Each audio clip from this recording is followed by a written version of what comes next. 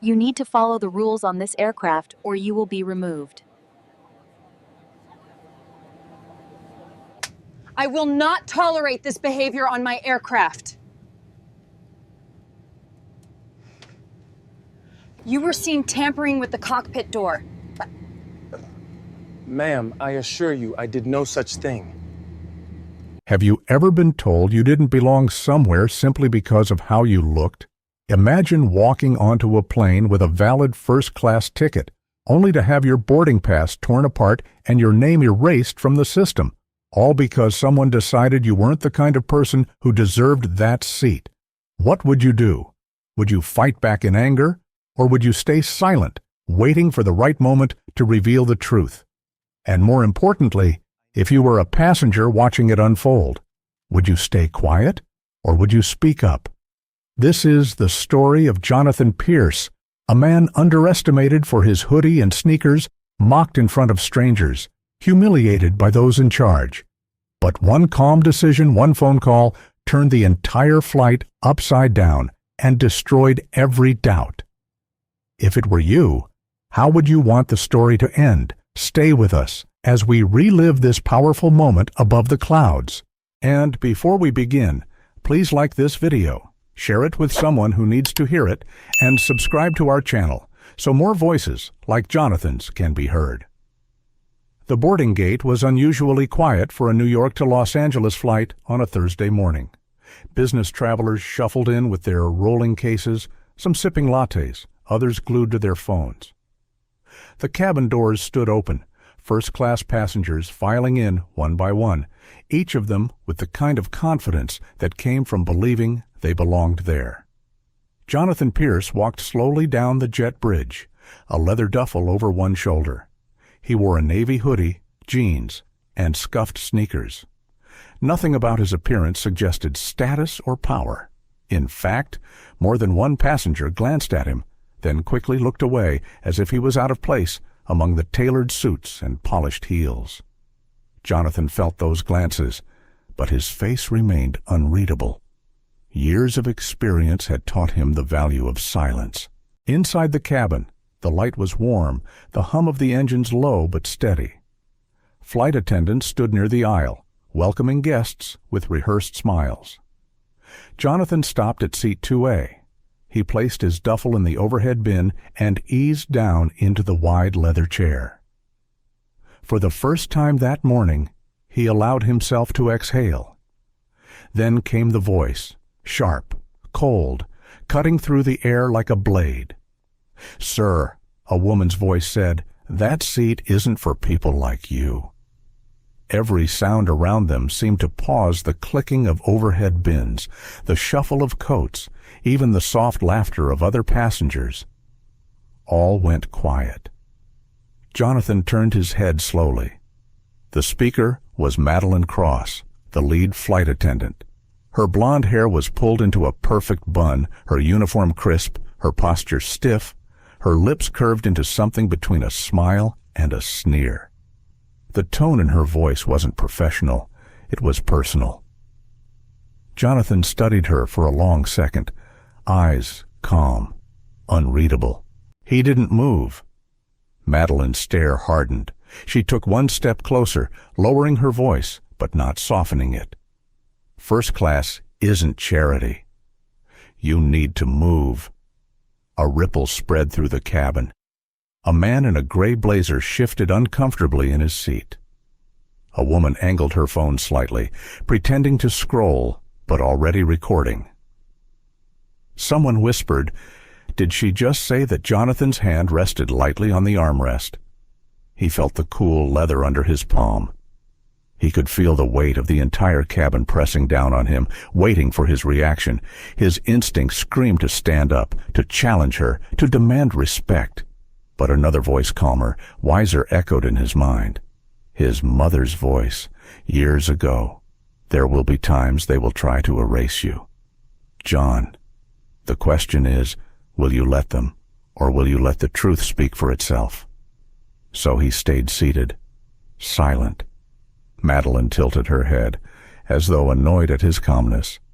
"Are you deaf, sir?" she pressed. Her voice grew louder, enough for half the cabin to hear. "I said this seat isn't for you." Someone in the back row stifled a laugh. Another passenger leaned across the aisle to whisper, "This is going to get ugly." Phones began to rise higher. Screens glowed, recording every word. Jonathan could feel the shift. He was no longer just a man in a hoodie. He was becoming a story, a spectacle, a stage for others to watch. Then Ethan Cole appeared, tall, broad-shouldered, with the easy arrogance of someone used to authority. His uniform fit tightly across his chest, and his smirk was visible even before he spoke. "Sir," Ethan said, his tone thick with condescension, "you've had your little moment. Time to get up before this gets embarrassing." He planted himself in the aisle like a wall, blocking anyone else from passing. His hand hovered dangerously close to Jonathan's shoulder, as if daring him to resist. Jonathan blinked once. His chest rose and fell slowly. He didn't say a word. Behind Ethan, a couple waited impatiently. Gregory Stone, silver-haired in a tailored suit, and his wife Vanessa, dripping in gold jewelry. Vanessa tilted her phone ever so slightly, the faint smile on her lips suggesting amusement. She whispered, not so quietly, "They should just drag him out already." Her husband chuckled under his breath. "First class isn't for everyone," he said, loud enough for Jonathan to hear. A sting burned deep in Jonathan's chest, not because of their words, but because of how ordinary those words sounded. Casual cruelty, dressed up as social order. In the third row, a young woman with long brown hair leaned toward her friend. "He had a ticket," she whispered. "I saw it." Madeline's head snapped toward the voice, her eyes narrowing. "Stay out of this," she barked. The authority in her tone wasn't reassurance. It was a warning. The word handling hung in the air, sour and sharp. Ethan leaned closer to Jonathan now, his shadow falling across the seat. His hand pressed down firmly on Jonathan's shoulder. Not violently. Not yet. Just enough to leave the faint impression of power. "One last chance," Ethan said, his smirk stretching wider. "Move to economy, or you don't fly at all." The pressure on Jonathan's shoulder was real, and so were the red marks beginning to form. Around them, the glow of cameras captured everything, the sneer on Madeline's face, Ethan's false smile, and Jonathan's stillness. Still he did not move. Still he did not speak. From the rear, a voice cut through the hush. "Why'd you rip his ticket?" Then, the cabin gasped. Heads turned. Madeline stiffened, her eyes flashing to the back rows. Her posture faltered for just a moment. "Excuse me," she snapped. "Who said that?" A young woman stood up, phone raised, voice shaking but clear. Rachel Myers. Beside her, her husband Daniel rose too, his voice steady. "We saw it. You tore his ticket to pieces, and we've got it all recorded." A murmur rippled through the cabin, louder now, more confident. Jonathan remained seated, his body calm, but inside, a current surged. He had been waiting, watching, allowing the truth to reveal itself. And now, the truth had begun to speak. The tension inside the cabin thickened. What had begun as a quiet boarding now felt like a theater where every passenger was forced into the audience. Jonathan Pierce sat still, his expression calm, but the air around him vibrated with unease. Madeline Cross leaned forward, snatching the torn fragments of the boarding pass from her palm and scattering them onto Jonathan's lap. The pieces fluttered like scraps of dignity, small reminders of a moment meant to humiliate. "There," she said, her voice carrying to the row behind them. "Now everyone can see he doesn't belong here." The words hit harder than the action. For many watching, the accusation wasn't about a seat anymore. It was about identity. Ethan Cole folded his arms, his smirk tightening. You've had your warning. This is your last chance." His tone dripped with authority, but his posture screamed performance, as though the entire cabin existed just to watch him win. From behind, Gregory and Vanessa Stone moved closer. Gregory's watch gleamed under the cabin lights as he adjusted his cufflinks, exuding entitlement. Vanessa clutched her designer handbag and shook her head. "This is absurd," she said, her voice dripping with disdain. "Why should we have to wait because of him?" Gregory placed a hand on her shoulder, loud enough for Jonathan to hear. "Don't worry, dear. They'll sort him out." Jonathan sat still, eyes lowered for a brief moment. Inside, memories stirred. He remembered the boardrooms where his voice had once been dismissed, the contracts where his ideas were stolen until success forced acknowledgement. Each time, he had swallowed humiliation, turning it into fuel. Now, here on a plane cabin, history repeated itself in front of dozens of strangers. His breathing slowed, steady. He told himself not to react. Not yet.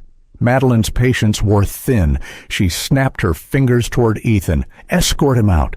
We're not wasting any more time." Ethan stepped forward, hand reaching for Jonathan's armrest again, but before he could tighten his grip, a murmur rippled through the cabin. Phones tilted higher, eyes widened. Jonathan looked up, his gaze meeting Ethan's. Calm, measured, a look that said, "I am not moving." The pressure grew unbearable. Passengers whispered, unsure whether to intervene or remain silent. Most shifted uncomfortably in their seats, afraid to be targeted themselves.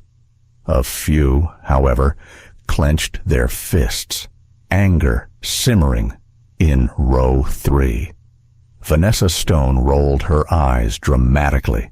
"If he can't afford the seat, then he shouldn't be here. It's that simple." Her words pierced like a needle. For some, it was a mirror of thoughts they dared not voice. For others, it was a reminder of every time they had been judged unfairly. Jonathan's silence felt louder than any outburst could have. His restraint unsettled those who sought to provoke him. They wanted anger, confrontation, resistance. What they received was dignity. Then came the shove of reality. Ethan's hand pressed harder against Jonathan's shoulder, forcing him backward into the seat. The action wasn't violent, but it was firm enough to leave no doubt about who controlled the moment. "Stand up," Ethan ordered. "Now." The cabin grew still. Even the hum of the engines seemed to fade beneath the weight of his command. Jonathan did not move. Instead, his fingers lightly tapped once against the armrest, a steady rhythm only he understood. It was the same habit he had carried into every board meeting, every negotiation, every moment of conflict. A reminder that patience often outlasts force. Behind them, Rachel Myers trembled, clutching her phone tighter. Her husband Daniel whispered, "Keep recording. Don't stop." Rachel nodded, her eyes burning with anger. "They're trying to erase him," she muttered under her breath. The words struck Jonathan's ears. Erase. That was what this moment was about. Not a seat, not a ticket. Erasure. Madeline crossed her arms, scanning the cabin as if daring anyone to challenge her. "We're handling this," she repeated, but the word rang hollow, her authority cracking beneath the weight of the scene unfolding. For Jonathan, the humiliation was sharp, cutting into him like glass. Yet beneath the sting lay something deeper, resolve. He had faced worse. He had carried scars others never saw. If they believed tearing a ticket or raising their voices could strip him of his worth, they had underestimated the power of quiet endurance. The passengers shifted again, tension buzzing in the confined space. Phones glowed brighter. Someone coughed nervously. A child whispered, "Why are they being mean to him?" and her mother hushed her quickly. Jonathan closed his eyes briefly, steadying his breath. He reminded himself this was not the moment to reveal who he was. Not yet. The lesson would strike harder if the truth arrived at the right time. When he opened his eyes again, Ethan's hand was still pressing down. Madeline's sneer lingered. Gregory and Vanessa smirked from behind, but Jonathan remained unmoved. In that silence, in that stillness, something shifted. The story was no longer just his. It belonged to every witness in that cabin, to every camera capturing the moment, to every voice daring to speak. And though the humiliation cut deep, Jonathan knew this was only the beginning. The cabin was no longer just a place of travel. It had become a pressure cooker, each second hotter than the last. Jonathan Pierce sat firm in seat 2A, the shredded remnants of his boarding pass still scattered across his lap. His silence was unsettling, almost defiant, though not a single word had left his lips. Madeline Cross stood above him, jaw tight, hands on her hips. Ethan Cole lingered close, the grip of authority practically radiating from his stance. Behind them, Gregory and Vanessa Stone watched with a blend of irritation and smug amusement, convinced the spectacle existed for their entertainment. The passengers in the cabin shifted nervously, glances darting between their screens and one another. Phones captured every second, but most mouths remained shut. The tension hung heavy. And then, from the third row, a whisper slipped into the air. Barely audible at first, but clear enough for Jonathan to catch. "I saw his boarding pass," said Rachel Myers, her voice trembling but certain. She hadn't meant for it to be loud. It was the kind of confession born from frustration, from conscience, from knowing silence would make her complicit. Yet in the fragile quiet of the cabin, her words rang out like a bell. Jonathan turned his head slightly, his eyes meeting hers for a brief moment. Gratitude flickered there, though he said nothing. Madeline's head snapped toward Rachel, her eyes narrowing into slits. "Excuse me," she demanded. The sharpness in her tone cracked through the hush. Who said that? Rachel froze. Her phone was still clutched in her hand, its camera aimed toward the aisle. Her heart thudded so loudly she swore everyone could hear it. Daniel Myers, seated beside her, placed a steadying hand on her arm. Rachel swallowed and stood, her knees shaking, but her voice rising with more strength this time. "I saw it," she said. He handed over a real ticket. "You tore it up." Gasps fluttered through the rows. The murmur of voices grew louder. Jonathan sat back slightly, not smiling, not nodding, but the calm in his eyes deepened. Madeline's face flushed, though her tone remained harsh. "Sit down. Now." "This isn't your concern." Daniel rose to his feet, his frame taller, steadier. He lifted his phone high, screen glowing. His voice was firm, steady, almost cold, and I've got it all recorded. Every word, every action. You can't erase this. The ripple through the cabin was immediate. Passengers leaned farther into the aisle, some whispering, some muttering. The atmosphere, once dominated by Madeline and Ethan, shifted ever so slightly toward defiance. Ethan scoffed, waving a dismissive hand. "Ridiculous. Nobody's going to believe that. Nobody cares what you think." He pulled out his company-issued tablet, fingers tapping rapidly across the screen. He turned the display toward Madeline, smirking. "See, look. His name isn't even in the system. No Jonathan Pierce here. Doesn't exist." Madeline's smirk returned, bolstered by the illusion of evidence. She gestured toward the tablet, addressing the passengers as though they were a jury. "You see, he's lying. This man doesn't belong in first class." But the murmur of passengers grew louder, not quieter. Heads shook, eyes widened. One man muttered, "They deleted it." Another whispered, "I saw the ticket, too." A woman leaned into the aisle, her voice carrying, "They erased him." Jonathan finally moved. It was small, almost imperceptible. He leaned forward slightly, the hood of his sweatshirt sliding back just enough to reveal his face clearly under the cabin lights. His eyes, calm and deliberate, locked onto Ethan's. "Check again," Jonathan said softly. The words weren't loud. They weren't shouted, but the weight behind them landed like thunder. The entire cabin froze. Even those who had been whispering fell silent. The authority in his tone didn't come from volume, it came from certainty. Ethan frowned, confused. His fingers hesitated over the tablet. For a moment, his smirk faltered. Madeline's lips tightened, her confidence trembling just slightly. Jonathan's voice deepened, each syllable slow and deliberate. "Check again." The passengers exchanged glances, brows furrowing. What did he mean? Why did his words sound so unshakable, so final? From the back of the plane, Rachel's voice rose again, stronger this time. "He's telling the truth. You can hear it in his voice." Her words broke something open. Murmurs surged louder, passengers speaking not in whispers, but in open challenge. A businessman in a navy blazer muttered, "Wait, what does he mean by ownership?" Another leaned to his neighbor. "He sounds too sure." Madeline snapped back quickly, desperate to regain control. "Don't listen to him. He's bluffing. He's trying to scare you." But her voice cracked at the edges, her tone less convincing than before. The tide was shifting. Phones lifted higher.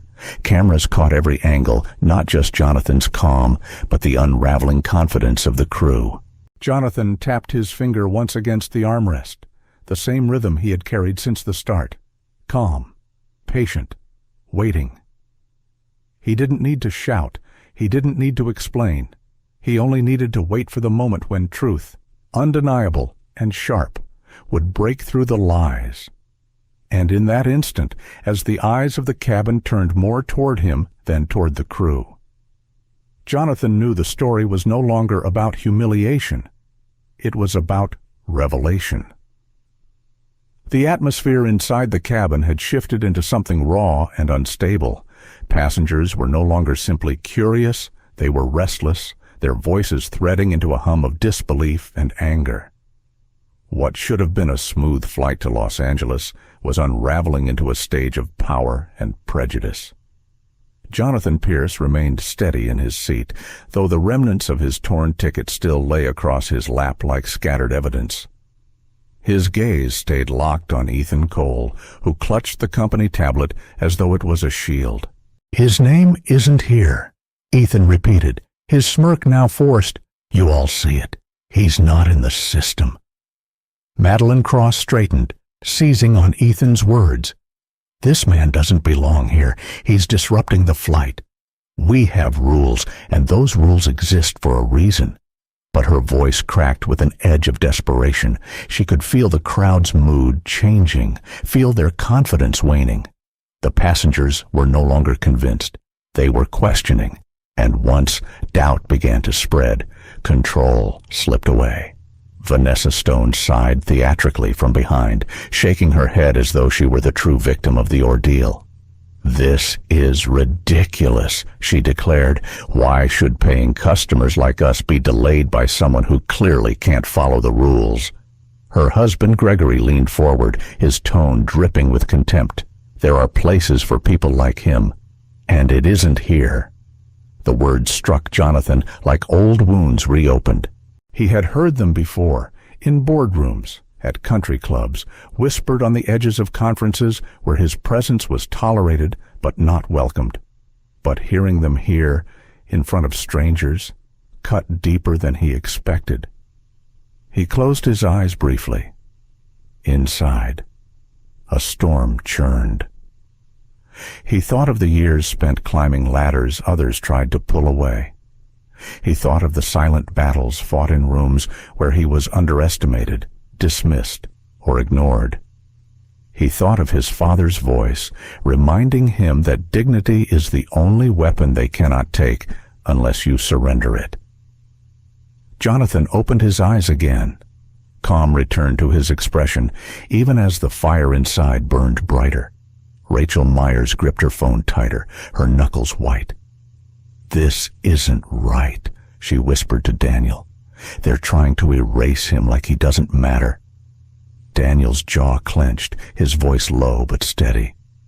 "That's exactly what they're doing, but we're not going to let them." Rachel stood halfway from her seat, her voice rising with more courage. "We all saw him sit here.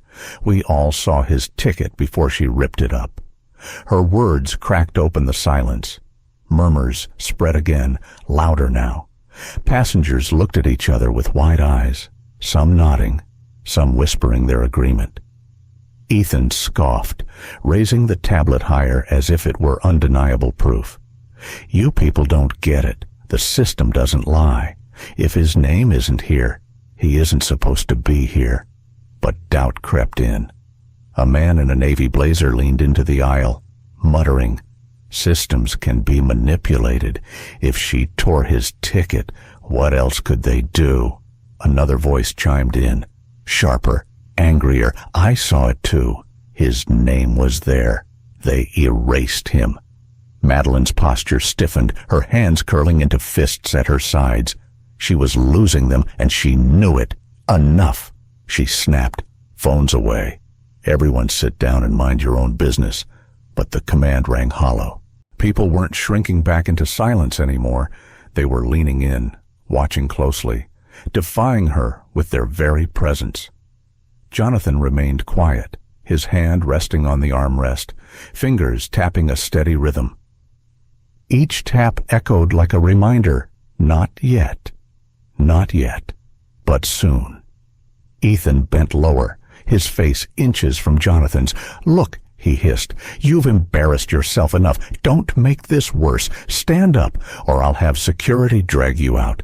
Jonathan's eyes rose slowly to meet his, calm and unwavering. He said nothing. That silence unnerved Ethan more than any argument could have. He pulled back slightly, shifting uncomfortably, though he tried to mask it with bravado. Behind them, Vanessa let out a cold laugh. Pathetic. He thinks staying quiet makes him noble. It just makes him pitiful. Rachel's head snapped toward her, eyes blazing. "No," she said firmly. "It makes him stronger than all of you."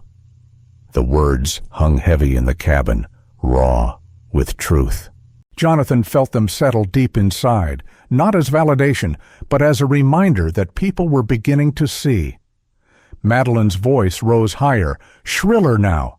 "This disruption ends here. Captain Harris will deal with this personally." As if on cue, the cockpit door opened. Captain Harris stepped out, tall and broad, his uniform pristine, his face carved into an expression of authority. He scanned the cabin quickly before fixing his eyes on Jonathan. "This is my aircraft," Harris declared, his voice booming, "and on my aircraft, my crew's authority is final." A hush fell across the cabin. Passengers, who had dared to speak up now, looked wary again. The weight of the captain's presence was undeniable. Harris took a step forward, his gaze sharp. "Phones down. Everyone seated. And you." He pointed directly at Jonathan. "You're done here." Jonathan didn't move. He didn't flinch. His calm was a direct challenge to the captain's command. Rachel's voice trembled, but she spoke anyway. "Why? Because he's black. Because he doesn't look like you think first class should look." Gasps scattered through the cabin. Harris's face darkened, his jaw tightening. He opened his mouth to respond, but the sound of passengers muttering grew louder, drowning him out. Jonathan leaned back slightly, his eyes locked on Harris. Inside, he wrestled with the urge to end this now, to reveal everything, to crush the lies with truth. But his instincts told him to wait. Timing mattered. His thumb tapped the armrest once more. Calm, steady, unshaken. And in that moment, though the captain stood over him, though Madeline and Ethan hovered close, though Gregory and Vanessa smirked in their false superiority, Jonathan Pierce still owned the silence. For silence when chosen, can roar louder than any command. The weight of Captain Harris's words still lingered in the air. His booming command had pressed the cabin into silence, but it was a silence that burned with tension, not obedience. Every passenger could feel it. Something was breaking, something no uniform or rank could completely control. Jonathan Pierce sat motionless, his eyes steady, his chest rising and falling with deliberate calm. He had faced storms before, but never one like this, never one played out in front of 100 strangers and a dozen glowing phone screens. Still, he did not yield. Rachel Myers's heart pounded so hard she thought it might shake her phone. She looked to Daniel, whose expression was locked in quiet fury. His jaw tightened, and he gave the smallest nod. That was all the courage she needed. Rachel raised her phone higher. Her voice cracked at first, but then grew stronger. "We all saw it," she said, her eyes burning into Madeline Cross. "He handed you his ticket, and you ripped it to shreds. I have it on video." Murmurs shot through the rows. Heads turned sharply, eyes widened. Passengers leaned forward, curiosity colliding with outrage. Madeline's face drained of color, but she quickly regained her sharpness. "Sit down," she barked, her voice louder than before, though it trembled faintly at the edges. "This is not your concern. You are interfering with airline security." Daniel stood now, taller, broader, his presence a shield beside his wife. He lifted his phone toward the captain, the screen glowing with proof, his voice cut with clarity, each word deliberate. "This is everyone's concern. You humiliated a paying passenger, erased his record from your system, and you thought no one would notice. But we noticed, and the world will notice too." Gasps rippled through the cabin. Someone muttered, "He's right." Another said, "I saw her rip it too." Ethan Cole stepped forward, his smirk returning with a cruel edge. "This is nonsense. Do you think anyone outside this cabin cares? Videos get posted all the time. They don't mean anything." He held up the tablet again, its screen glowing coldly. "The system is official. His name isn't here. That's the end of it." But his confidence didn't land the way he hoped. Too many eyes had seen the truth. Too many ears had heard Rachel's trembling defiance, Daniel's firm declaration. A woman near the back raised her phone higher. "I've been recording since he sat down. If you think you can erase him, you'll have to erase all of us, too." Her words broke a fragile wall. More passengers lifted their phones, some even calling out, "We've got it recorded." Madeline's lips pressed into a thin line.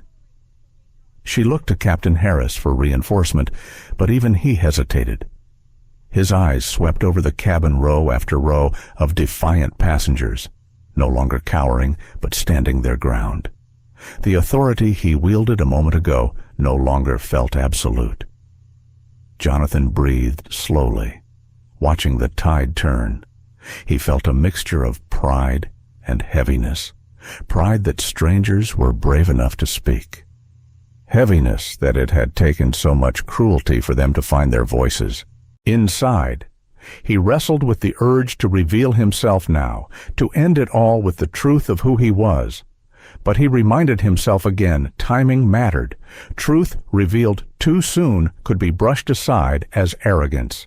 Truth revealed at the breaking point would become undeniable. Ethan stepped closer, his voice dripping with venom. "Comply, or we'll have you dragged off this plane. Your little fan club won't save you." Jonathan turned his gaze up at him, calm, unflinching. "Dragging me off will only prove them right," he said softly. The words landed like a blow. Ethan's smirk faltered. Just for a second. Madeline snapped back quickly, raising her voice to fill the gap. "This isn't a debate. This is airline protocol." But Rachel cut in, her voice quivering but defiant. "No, this isn't protocol. This is discrimination." For a moment, Silence returned, but it was no longer the silence of fear. It was the silence of recognition. The passengers were no longer unsure what they were watching. They understood. Jonathan let the weight of the words settle. His fingers tapped lightly against the armrest again, a steady rhythm. His mother's words echoed in his head. Sometimes silence carries more weight than fury. Let them hear themselves unravel. All around, passengers muttered, shaking their heads. Some looked at Jonathan with sympathy, others with shame that they had stayed quiet for so long. The cabin was no longer a stage for his humiliation. It was becoming a courtroom, one where the jury sat in every seat and the verdict was forming. Captain Harris's jaw tightened. His voice was lower now, almost pleading. Everyone needs to calm down. This isn't going online. This ends here. But his words rang hollow. From the middle rows, a man's voice rose clear. Too late.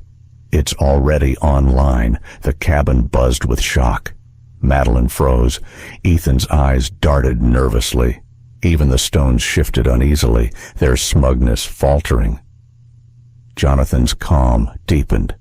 He had not needed to say much. Others were saying it for him. The truth was breaking through, piece by piece, and once it began, it could not be stopped.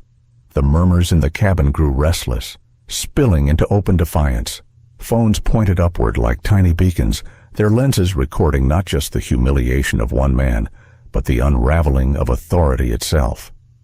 Jonathan Pierce sat firm, his calm presence anchoring the storm around him. He had said little, yet the silence surrounding him spoke louder than any protest. Madeline Cross's patience frayed, her words sliced into the air like blades. Everyone sit down and turn those phones off immediately. This is airline property, and filming is prohibited. But her demand met only stares and the low hum of voices. The weight of her authority was collapsing. Ethan Cole tried to reclaim the stage, waving his tablet with exaggerated force. Look at the records. His name isn't here. End of discussion. His tone was almost manic now, clinging to the illusion of control. Passengers exchanged doubtful glances. Someone whispered, "They erased it." Another muttered, "The system can be manipulated." From the front, Captain Harris loomed, his arms crossed, his voice heavy with command. "This is my aircraft, and I will not tolerate this circus any longer. Phones away. Now." Yet the crowd no longer bent to his voice. They had tasted truth, and truth, once tasted, could not be untasted. Jonathan's gaze remained steady. He did not rise. He did not shout. He simply tapped once against the armrest with his finger, a rhythm as ancient as patience itself. And then, from the galley, a smaller voice broke the tension. "Captain," a young woman said, her tone nervous but unwavering. All eyes turned. It was Lily Parker, the trainee flight attendant. Her uniform didn't carry the crisp polish of Madeline's, nor the arrogance of Ethan's. Her hands trembled slightly, but she stepped forward, clutching a small digital recorder. "Captain Harris," Lily repeated, her voice steadier this time. "You need to hear this." Madeline's head whipped around. "Lily, stay out of this!" But Lily's eyes didn't waver. She pressed the recorder, and the cabin filled with sound. Madeline's mocking laughter, Ethan's sneers, the tearing of the boarding pass. Their voices sharp, cruel, undeniable, spilled into the open, amplified by the silence of those who listened. Passengers gasped audibly. Some shook their heads in disgust. Others muttered, "I knew it. I knew they were lying." Ethan's face blanched, his smirk evaporating. He reached for the recorder, but Lily pulled it back, her grip firm. "No," she said, her voice breaking but determined. "Everyone deserves to know." Jonathan closed his eyes briefly, letting the sound wash over him. Each rip of paper, each cruel word was both a knife and a shield. It hurt to hear it replayed, but it also freed him from the burden of silence. The truth was no longer his alone to carry. It belonged to everyone on board. Madeline staggered backward, her composure collapsing. Her polished smile was gone, replaced by raw panic. This is being taken out of context," she stammered, her tone desperate.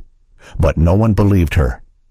The passengers erupted, voices rising. "Exactly. We saw it. You tore up his ticket. He had the right to sit there." Even Gregory Stone, who had watched with smug delight, shifted uncomfortably. His wife Vanessa hissed at him. "Say something." But for once, Gregory found no words. Captain Harris raised a hand, trying to seize back control. "Enough," he barked. "Phones down." Everyone remained seated. "This recording doesn't change protocol. I am in charge here." But his voice rang hollow, stripped of conviction. The power he wielded moments ago was dissolving in front of him, eaten away by evidence and defiance. Rachel Myers lifted her phone higher, her voice cutting sharp. "It's too late. This is already online. The world is watching." The statement landed like thunder.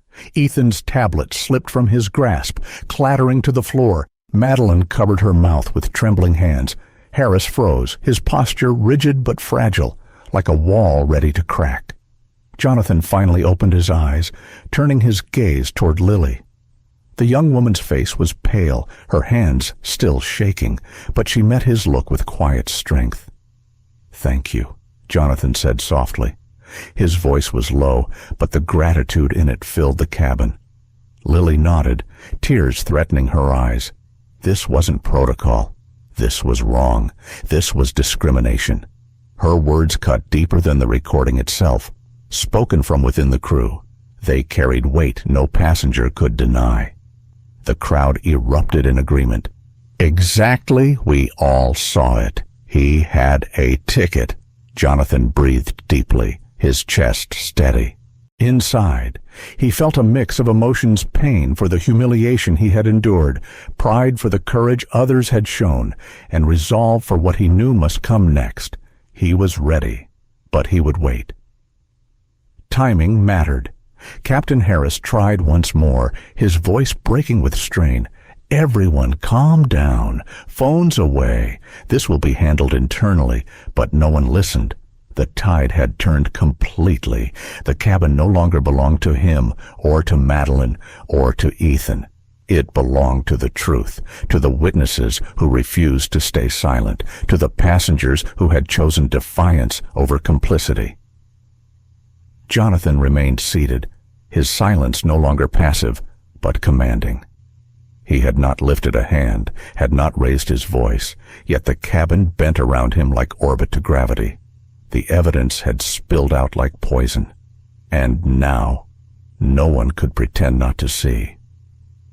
The recorder's echo still lingered in the cabin, the sound of Madeline's mocking voice, Ethan's sneer, and the rip of Jonathan's boarding pass had replayed like a confession none of them could erase. Passengers stared in stunned silence, their disbelief curdling into anger. Jonathan Pierce sat unmoved, shoulders squared, eyes steady. He had waded through humiliation, endured their denial, and now the tide was turning. Still, he remained silent, letting the weight of truth ripple through the cabin.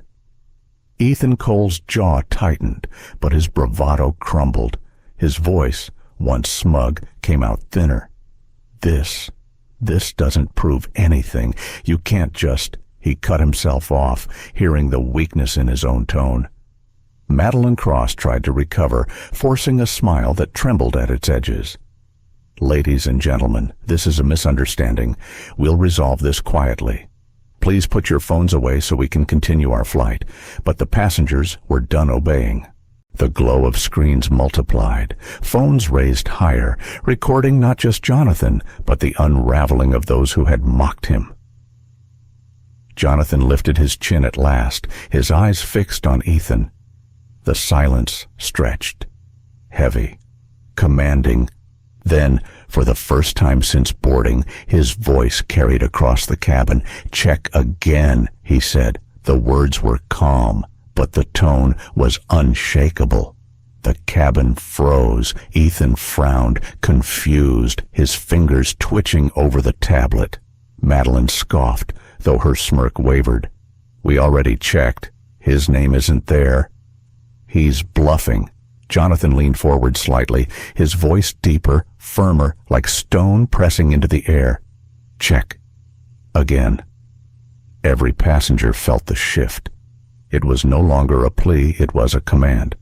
A ripple of murmurs swept through the rows.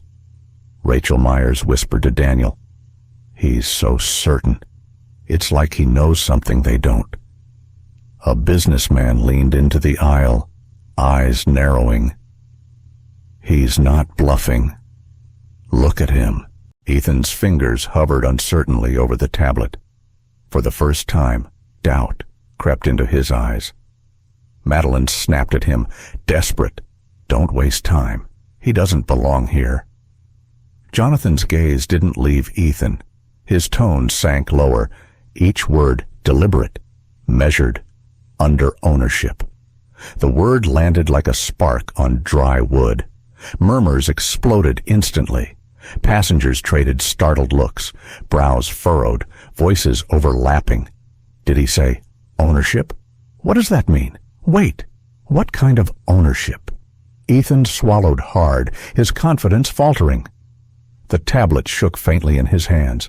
Madeline's composure cracked further, her lips parting in disbelief. Captain Harris stepped forward, trying to seize control. "Enough of this nonsense. Don't listen to him. He's bluffing. Sit down, all of you, before this gets out of hand." But his voice didn't carry the same weight anymore. Authority was slipping. The passengers weren't shrinking. They were leaning forward, eyes fixed on Jonathan. Rachel's voice rang out, trembling but firm. "He's telling the truth. You can hear it. Nobody sounds that sure unless they know." A chorus of murmurs surged behind her. A woman near the back added, "He doesn't even look nervous." Another man muttered, "If he says ownership, he must mean it. No one would risk bluffing like that here." Madeline's hands trembled as she clung to her last threads of authority. "Don't be ridiculous. He's nobody. Just another passenger trying to make trouble." But the cabin no longer believed her. Jonathan leaned back in his seat, his face unreadable, but his presence commanding. He tapped his thumb once against the armrest, the familiar rhythm steady and deliberate. His silence was no longer passive, it was power itself. Ethan's eyes darted nervously to Madeline, then to Captain Harris. What if he's not bluffing?" he whispered, the words not meant to escape but audible enough for nearby passengers to catch. The murmur grew louder. Passengers traded wide-eyed glances, their phones recording every flicker of fear, every twitch of uncertainty on the crew's faces. Jonathan finally broke the silence again, his voice calm, measured, devastating. "You tried to erase me, but you forgot one thing. You cannot erase the owner." Gasps thundered through the cabin. Vanessa Stone's jaw dropped, her smirk vanishing. Gregory stiffened in his seat, his confidence slipping into confusion. Passengers craned their necks, whispering fiercely to one another. "Owner?" Did he say owner of what weight? Does he mean? Madeline's knees weakened, her face draining of color. "No," she whispered, more to herself than anyone else. "That can't be true." Ethan's grip on the tablet loosened, the screen tilting downward. His bravado collapsed completely, his expression twisting into disbelief. Captain Harris tried once more, voice cracking under the strain. "This changes nothing." "My crew," but he was cut off by the sound of Jonathan's phone buzzing softly. Jonathan reached calmly into his pocket, pulled it out, and answered. He placed the call on speaker, his movements deliberate, unhurried. The cabin hushed instantly, every ear straining to hear. On the other end, a crisp voice spoke. "Mr. Pierce, this is the board of Apex Global Aviation. You have full discretion. Handle the matter as you see fit." The cabin erupted in gasps and whispers. Phones flashed brighter, passengers filming every second, their disbelief mingling with awe. Jonathan ended the call, sliding the phone back into his pocket. He looked up at Madeline, Ethan, and Captain Harris in turn. His eyes were calm, unyielding. "You're finished," he said quietly. The words weren't shouted. They didn't need to be. The entire cabin felt their weight, heavier than any command the crew had tried to wield, and for the first time since boarding, the balance of power shifted completely. The cabin had transformed into something electric, every breath charged with disbelief. Jonathan Pierce's words, calm, unwavering, still rang in the air. "You cannot erase the owner." Passengers stared, mouths open, phones held high. The crew, once emboldened by authority, now stood shaken, their confidence unraveling thread by thread. Madeline Cross's lips trembled, her practiced poise dissolving. Ethan Cole gripped the tablet as if it could shield him, though his hands shook visibly. Captain Harris's jaw locked, but his eyes betrayed uncertainty. Jonathan sat still, centered in his seat like a weight no one could move. Slowly, deliberately, he reached into the inner pocket of his hoodie. The motion drew a collective gasp from the passengers, their cameras focusing, capturing the moment. He pulled out a slim leather wallet, weathered but refined. From it, he slid a polished metal badge, placing it on the armrest with deliberate care. Its silver edges caught the cabin light, reflecting in dozens of wide eyes. The engraved letters were unmistakable. Chairman and majority shareholder, Apex Global Aviation. A silence, thicker than before, fell over the plane.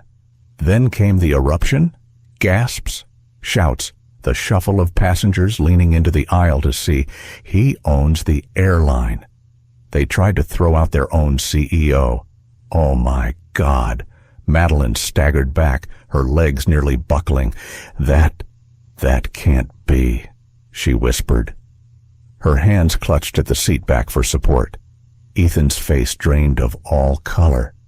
The tablet slipped from his grasp and hit the floor with a sharp clatter. For the first time, his smirk was gone, replaced by sheer panic. Gregory and Vanessa Stone froze.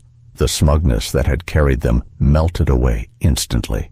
Vanessa's phone lowered in her trembling hand. Gregory's mouth hung open, his confidence shattered. Captain Harris straightened, clinging desperately to the last thread of authority. "This changes nothing," he barked.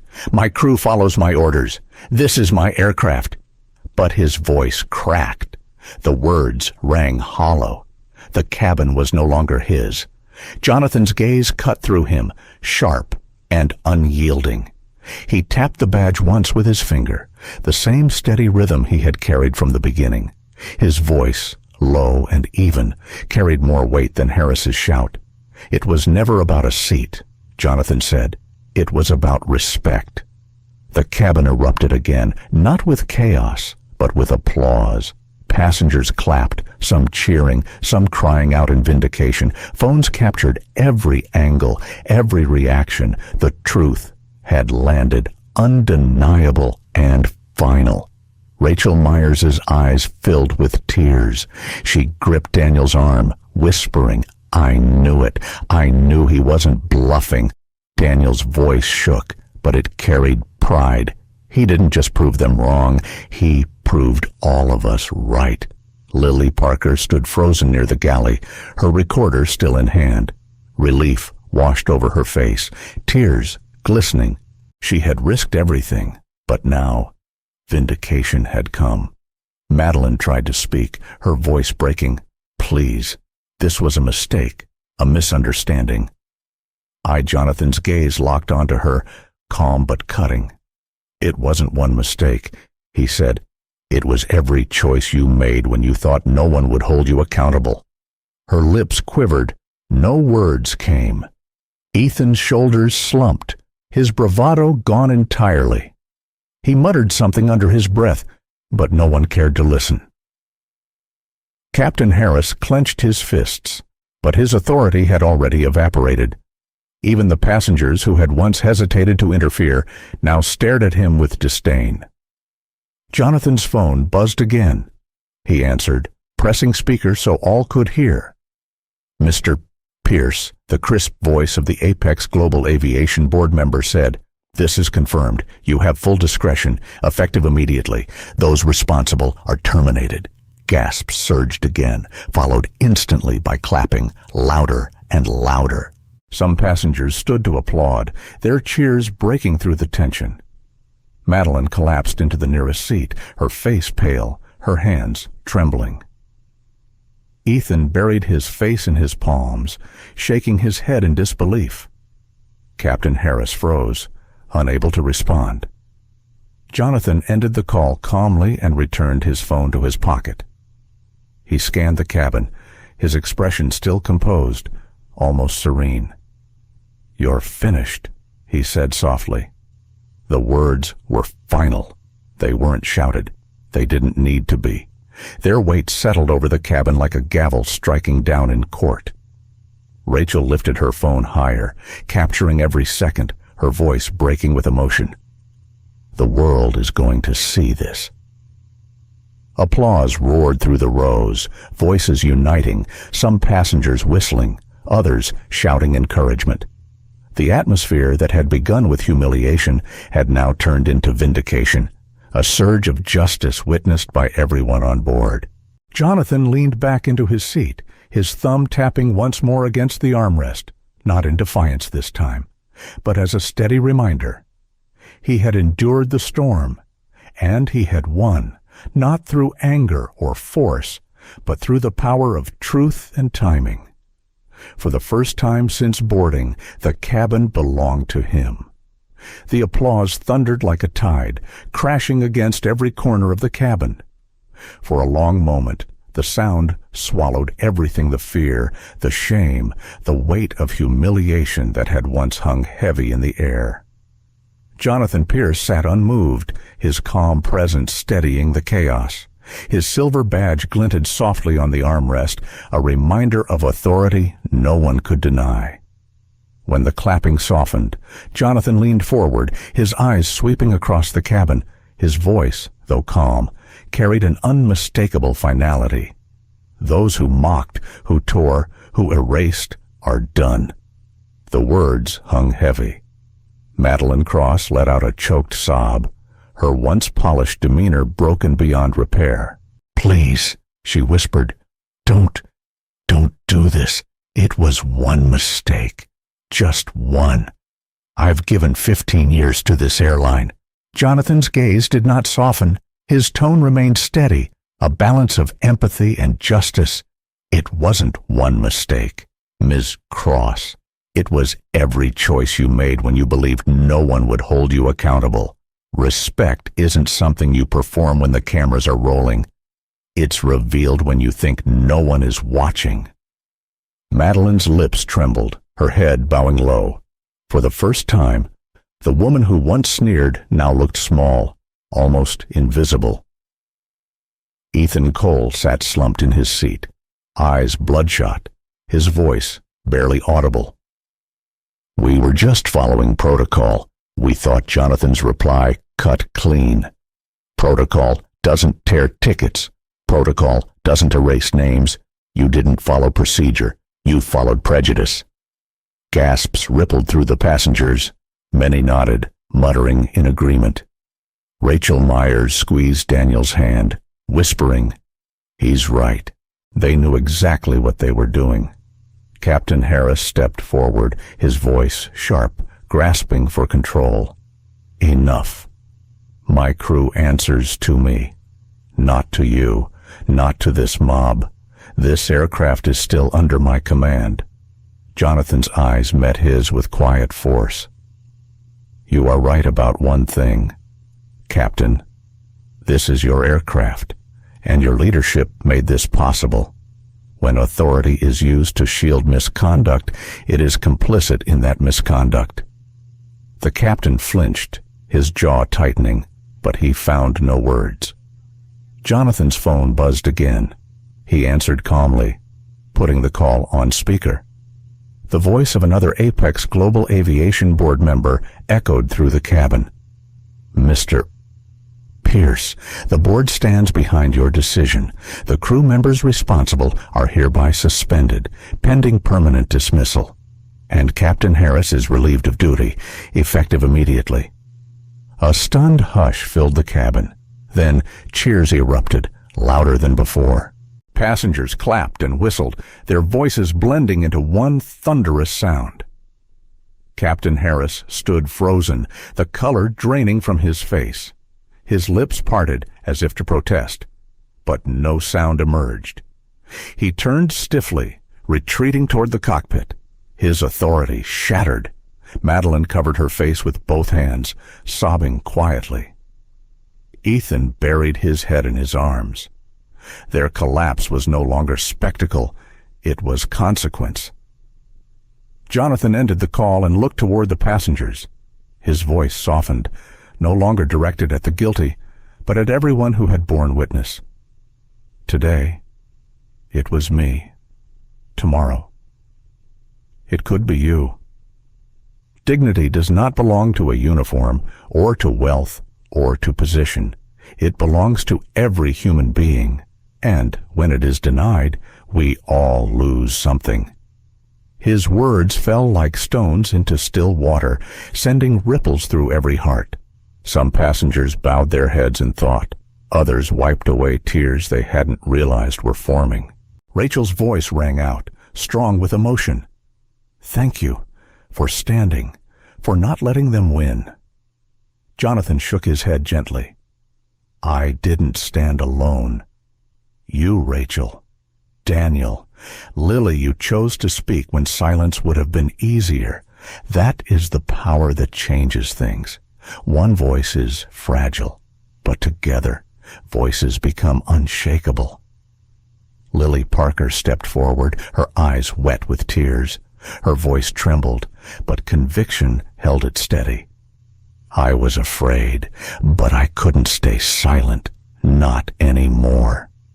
People like me were taught to follow orders, no matter what. But respect isn't obedience. Respect is courage.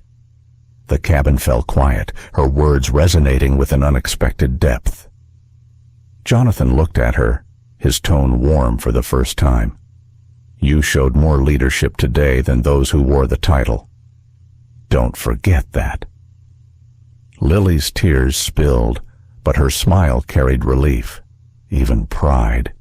Gregory and Vanessa Stone, who had earlier whispered disdain, now sat stiffly, eyes fixed on the floor. Their silence was telling. Their earlier arrogance evaporated. Jonathan leaned back once more, his thumb tapping gently against the armrest. His eyes closed briefly, not in exhaustion, but in reflection. Inside, he felt the churn of emotions, anger still burning, gratitude blooming, sorrow lingering, but above all, resolve, because this was bigger than him, bigger than one flight. This was about a system that had too long allowed prejudice to wear the mask of authority. And in this moment, 30,000 feet in the air, the mask had been ripped away. The passengers remained hushed, their cameras still recording, their eyes still fixed on Jonathan. For them, this was no longer just a flight. It was a story they would carry long after landing, one they would tell again and again the day arrogance fell and truth stood tall. Jonathan opened his eyes, his gaze steady once more. He spoke not as a man defending his dignity, but as a leader reminding the world of its own. Respect cannot be demanded, it must be earned. And today you all saw what happens when it is denied. The silence that followed wasn't emptiness, it was reverence. And for the first time since the chaos began, the cabin felt lighter. Justice had been spoken into the air, and everyone on board knew they had witnessed more than an incident. They had witnessed a reckoning. The cabin, once tense and fractured, now hummed with a strange unity. The echoes of applause had faded into a quiet stillness, a silence not of fear, but of reverence. Every passenger seemed to sit taller, breathing deeper, as though the very air had changed. The humiliation that had once poisoned the aisle had been replaced by something harder to name: respect, maybe, or awakening. Jonathan Pierce remained in seat 3C, his posture calm, his badge still resting where he had placed it. He hadn't raised his voice. He hadn't moved with force. Yet the entire atmosphere of the flight had bent toward his stillness. Rachel Myers clutched her phone against her chest, her eyes shimmering. She whispered to her husband, "Daniel, I'll never forget this. He showed us more strength in silence than they ever had in authority." Daniel nodded, his hand on hers, and he showed us what real leadership looks like. At the galley. Lily Parker dabbed her eyes with the corner of her sleeve, trying to steady her breathing. She had spoken out when it terrified her, and Jonathan's words had given her courage. For the first time since joining the airline, she felt proud of herself, not because she had followed the rules, but because she had followed her conscience. Jonathan finally spoke again, his voice steady, carrying across the cabin like a teacher addressing a room full of students. "This was never about one seat," he said. "It was about what happens when people in power forget what power is for. Authority isn't meant to diminish. It's meant to protect. When it is misused, it rots the very thing it was built to serve." The words settled over the passengers, each one absorbing them differently. Some nodded slowly, others looked down at their laps, ashamed of times they had chosen silence in their own lives. Jonathan paused, his thumb tapping lightly against the armrest, then continued. "Many of you saw what was happening and thought, 'It's not my fight.' And yet, a few chose differently. Rachel, Daniel, Lily, you refused to stay silent. You reminded everyone here of something too easily forgotten. Silence protects the wrong side. A single voice of truth can tip the balance." Rachel's face flushed, but she lifted her chin proudly. Lily's tears spilled freely now, but her shoulders were straight. Daniel gave a firm nod, his grip tightening on his wife's hand. Jonathan's gaze swept over Madeline Cross and Ethan Cole. They sat broken, their uniforms crumpled, stripped of the authority they once wore like armor. He didn't gloat. He didn't sneer. Instead, his tone softened not with forgiveness, but with reflection. "I don't take joy in your downfall," Jonathan said. "I take sorrow in it, because prejudice doesn't only destroy those it targets, it destroys those who carry it. Every time you diminish someone else, you diminish yourself." Madeline looked away, her face streaked with silent tears. Ethan didn't lift his head. Jonathan turned back to the cabin, his voice resonating with conviction. "This isn't just about me. It's about anyone who's ever been told they don't belong, anyone who's been erased, dismissed, or silenced. And it's about the courage it takes to refuse to accept that lie." A quiet murmur rippled through the passengers. Some wiped their eyes. Others nodded, lips pressed tight in thought. Jonathan leaned back, letting the silence do its work. He knew the moment didn't need more words. It needed space to breathe. The flight attendant Lily finally spoke, her voice soft but clear. "Mr. Pierce, what will happen now?" Jonathan looked at her, his expression thoughtful. "Change," he said simply. "Not overnight, not easily. But change always begins with a moment like this when truth refuses to stay hidden." Lily nodded slowly, as though committing the words to memory. Gregory and Vanessa Stone sat stiffly, avoiding eye contact with anyone. Their earlier arrogance now seemed childish, their silence a confession louder than any protest. Jonathan didn't address them directly. He didn't need to. They had already been judged by the eyes of everyone around them. The aircraft settled into a quieter rhythm. The engines droned, steady and constant, like a heartbeat beneath the words that still lingered. Passengers shifted back into their seats, but none picked up magazines or earbuds. Their eyes remained thoughtful, their phones still recording, as though they knew the world needed to hear every second until the landing gear touched the ground. Jonathan closed his eyes briefly, his thumb tapping once more against the armrest, not in defiance, not in irritation, but in reflection. He thought of the generations before him, the battles fought so he could sit in this seat at all. He thought of those who had endured worse with less power to resist. He thought of the responsibility he carried not just as a CEO, but as a man who had been given the chance to turn humiliation into change. When he opened his eyes, he found Lily still watching him, her face filled with questions she couldn't put into words. Jonathan gave her a small, steady nod, a signal that she wasn't alone, that what she had done mattered. The rest of the flight passed in uneasy quiet. The hum of the engines, the only sound above the soft murmur of passengers reflecting on what they had witnessed. As the aircraft began its descent hours later, Jonathan spoke once more, his final words carrying the weight of the sky itself. Respect cannot be demanded. It cannot be bought. It cannot be worn like a uniform. Respect is earned by how we treat those we believe we don't have to treat well. That is the true measure of who we are. The silence afterward was not empty. It was full of thought, of conviction, of quiet resolve. The lesson had been spoken, and it had landed deeper than any announcement could. When the plane touched down, the passengers erupted once more, not in panic or defiance, but in applause, long and sustained. Some stood to clap. Others filmed as tears ran down their cheeks. It wasn't for a man in a hoodie or a badge on an armrest. It was for the truth that had risen above the clouds and found its voice. Jonathan Pierce sat still, a quiet smile touching his lips at last. He had not set out to be a symbol, but sometimes symbols are chosen not by the man, but by the moment, and this moment would not be forgotten. The story of Jonathan Pierce reminds us that respect cannot be borrowed from a uniform, a title, or a seat in first class.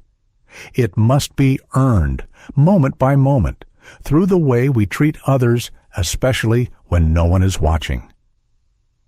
Prejudice and arrogance may silence someone temporarily, but truth always rises to the surface. For older generations who have witnessed years of struggle and change, this story is more than a tale on an airplane. It is a mirror. It asks us, when have we chosen silence, and when have we chosen to speak? It reminds us that silence protects the wrong side, while courage, even in small voices, can shift an entire room. In everyday life, whether at work, in our families, or in our communities, we will face moments where dignity is tested. The choice is simple, but never easy: to look away or to step forward. Jonathan's calm, the courage of bystanders like Rachel and Lily, and the downfall of arrogance all teach us that justice is not abstract. It is lived through the choices we make. The lesson: carry yourself with dignity. Treat others with respect. And when faced with injustice, even one steady voice can change everything. Thank you for sharing your time and emotions with us through this story. If Jonathan's journey moved you, if it made you reflect on your own experiences with respect and dignity, we ask you to keep this conversation alive. Please like this video, share it with others, and subscribe to our channel so more stories of resilience, justice, and hope can reach people who need them most. Together, we can make sure voices like Jonathan's are never silenced again.